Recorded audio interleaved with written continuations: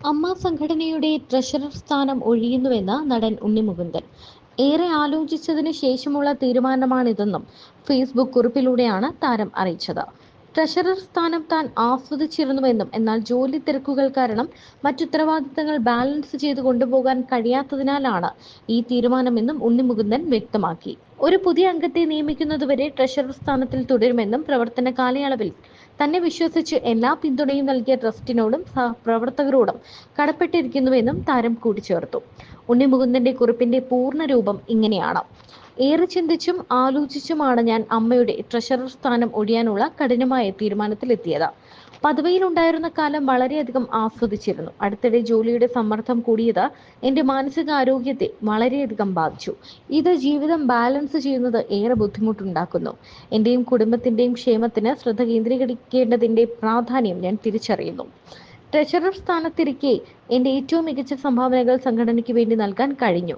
എന്നാൽ ഭാവിയിലുള്ള എന്റെ പ്രൊഫഷണൽ പ്രതിബദ്ധതകളെ പരിഗണിച്ച് ട്രഷറർ ഉത്തരവാദിത്തങ്ങളെ ഫലപ്രദമായി കൈകാര്യം ചെയ്യാൻ സാധിക്കില്ലെന്ന് ഞാൻ മനസ്സിലാക്കുന്നു. അതിനാൽ എന്റെ രാജിക്കത്ത് ഞാൻ സമർപ്പിക്കുകയാണ്.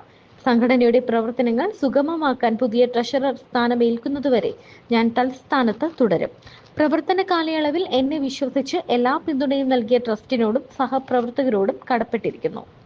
അതേസമയം ഇപ്പോൾ സോഷ്യൽ മീഡിയയിൽ ഉണ്ണി മുകുന്ദൻ ഫാൻസും ഷെയ്ൻ നിഗം ഫാൻസും തമ്മിൽ തർക്കങ്ങളും വിമർശനങ്ങളും ഒക്കെ അരങ്ങേറുകയാണ്.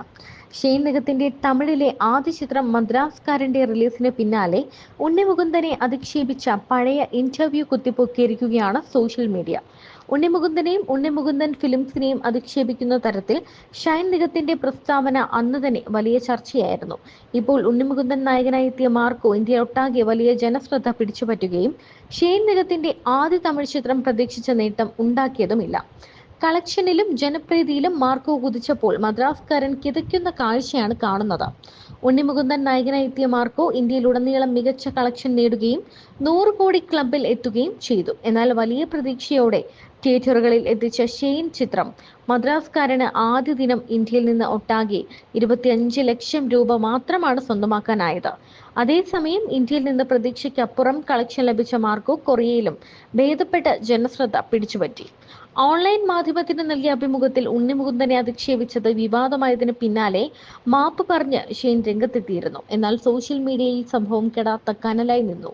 മാർക്കോ ഇറങ്ങിയ ശേഷം ഉണ്ണി മുകുന്ദനെ വിളിച്ചിരുന്നോ എന്ന ചോദ്യത്തിന് ഞങ്ങൾ തമ്മിൽ അതിനുമാത്രം പരിചയമൊന്നുമില്ല എന്നായിരുന്നു ഷെയ്നിന്റെ മറുപടി.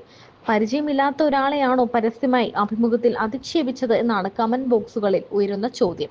ഞാൻ വന്നപ്പോൾ മുതൽ എല്ലാ ചെന്നായ്ക്കളും എന്നെ കൂട്ടം കൂടി അടിക്കാൻ നോക്കുക, ഇനി ഇവിടെ ഞാൻ മതി എന്ന മാർക്കോയിലെ ഉണ്ണിമുകുന്ദന്റെ ഡയലോഗ് പോലും എതിരാളികളോടുള്ള ഉണ്ണിയുടെ മറുപടിയായി സോഷ്യൽ മീഡിയ ഏറ്റെടുത്തു കഴിഞ്ഞു.